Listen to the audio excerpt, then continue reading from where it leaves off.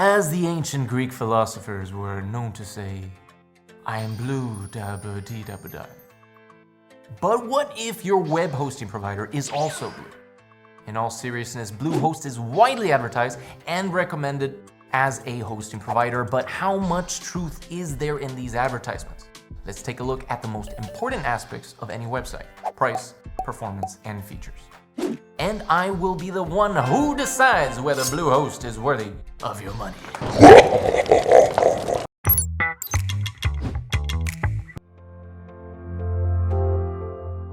If you ask me to rate Bluehost from cheap to expensive, I would have to put it right in the middle. Yes, you can't just get hosting for $1 or so, but you also won't have to break your piggy bank just to get a site online. But what do you get from these middle tier plans? Let's concentrate on shared hosting. Wait, You might say, if Bluehost is advertised so much as a WordPress host, why aren't we looking into these plans? simple, my dear friend. They are, in fact, the same plans. Yes, they're the same plans that give you the same features. The only difference is that WordPress hosting doesn't have the more expensive Pro plan. Now that we've got that out of the way, let's talk money, baby. The shared hosting plans range from $3.95 to $13.95 a month, while the renewal pricing goes from $8.99 to $26.99, which is a bit steep. So, before buying a plan, realize that after the initial period, you will be paying 2 times more someday. Few more things. If you use discounts, you can lower the basic plan's price to $2.95 a month. So don't forget to use our super special link in the description. And even though the price you see is monthly, there is no option to pay month by month, at least not for shared hosting. The shortest hosting period you can buy is for 1 year. And if you're looking for something more short-term, maybe try Hostinger. Your website's bandwidth is unmetered. Now, unmetered doesn't mean unlimited. It just means that if you don't reach a certain threshold, no one will monitor how much you use. But if you decide to stream movies, for example, or you're going to get a notice from Bluehost asking, hey, what's happening? The storage space you get with basic plan is limited to 50 gigabytes. But since this plan allows for just one site, it's well enough. All other plans have unlimited storage.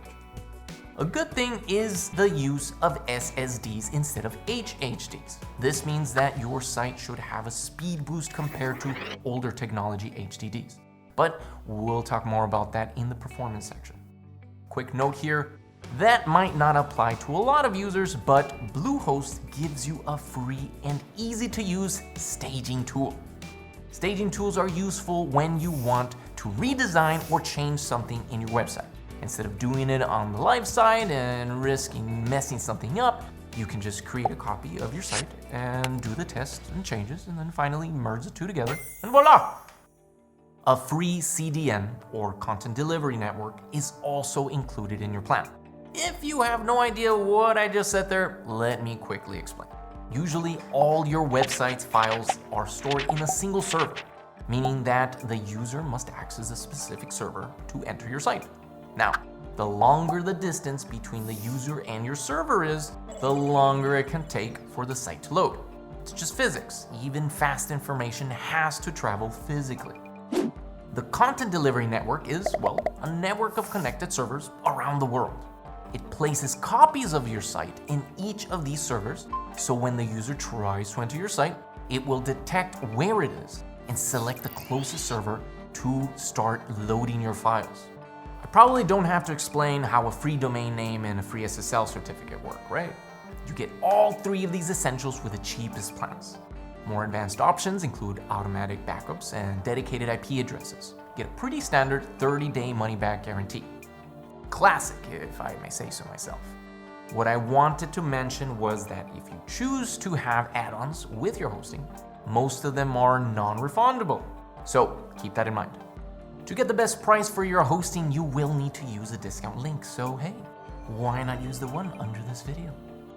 It will help you save a few bucks in the long run, and it helps me make more of these videos. So thank you, and back to the topic. The worst thing about Bluehost upsells is that they're unnecessary.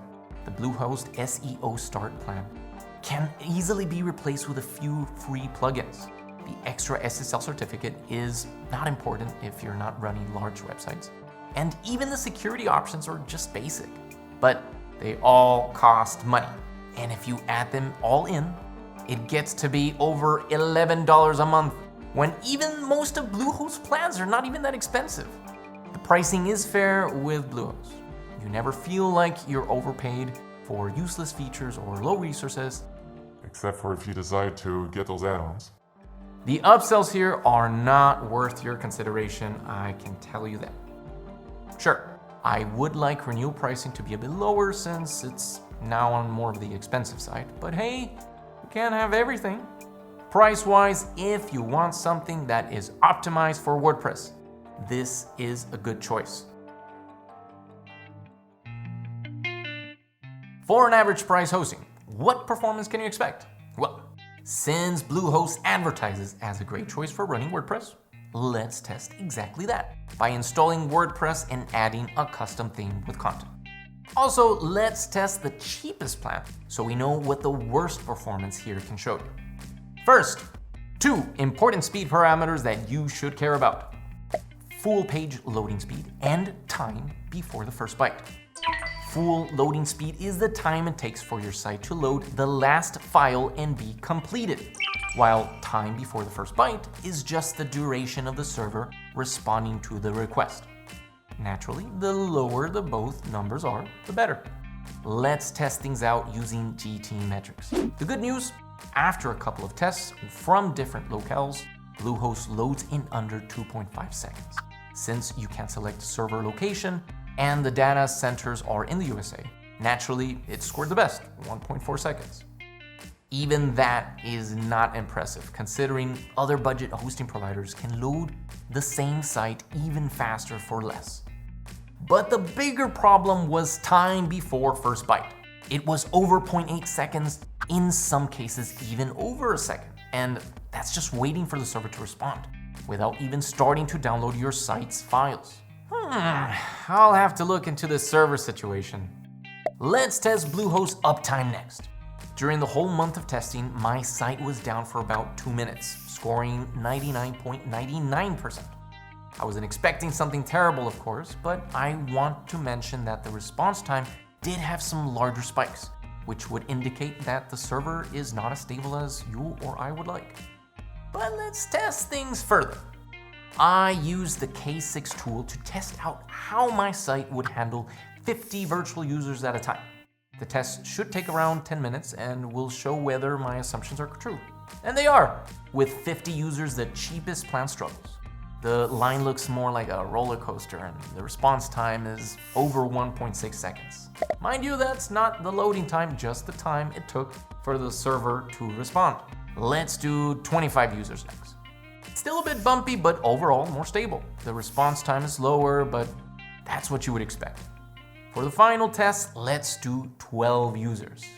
Now we're cooking. It's smooth and the response time is at least not over a second. So around 12 users at a time are fine for the cheapest plan. That might seem a bit low at first, but understand that this is 12 users at the same time. So if you have a smaller website, this will suffice. What did we learn from these tests? Bluehost's cheapest shared hosting plans are fast, but not super powerful. They can handle a certain amount of traffic, but server response time tends to be a bit unstable. So if you're planning to run a larger site, look into VPS hosting. Bluehost offers 24/7 live chat, phone email, and ticket support options. There are just 2 phone numbers for help, one for the US and one for international clients. But as we saw with data centers, Bluehost is concentrated on the US market. During my time with Bluehost, I didn't run into any problems, so I just made a couple of scenarios to test out the live chat support, because it's the future and no one calls over the phone anymore. While you get an adequate response pretty quickly, there are large gaps of time when support agents just seem to disappear. Sometimes they would just come back and ask the same questions again after 10 minutes of silence. Sometimes it seems that the chat agents are not 100% concentrated on your problem.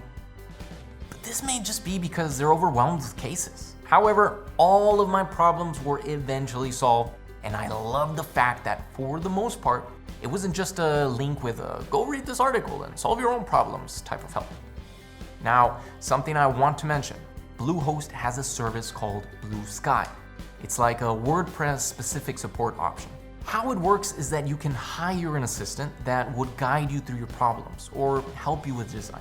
I'd call it more of a guide since the idea is to learn why some problems are happening or how to make the most out of your website. So if you just started learning the ins and outs of WordPress, this might be a good choice to get more knowledge. Support is decent. It helps you out, answers all of your questions, but I can't shake the feeling that they are a bit overwhelmed. The agents can disappear for long periods of time, but they will resolve your case in the end. Just don't expect any lightning fast responses.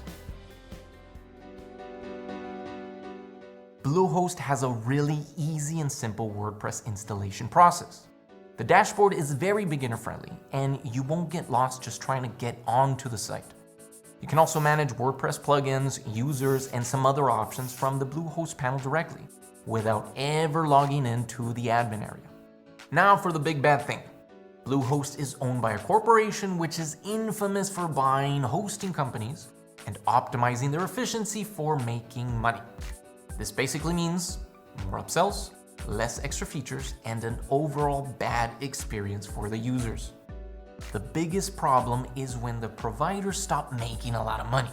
They drain these projects of any improvements or marketing resources and just leave them to degrade and spin in place. Luckily, Bluehost seems to be their golden goose right now, since the provider is improving and for the most part, you get everything you paid for. To sum up, the pricing is affordable, but the renewal prices are a bit steep.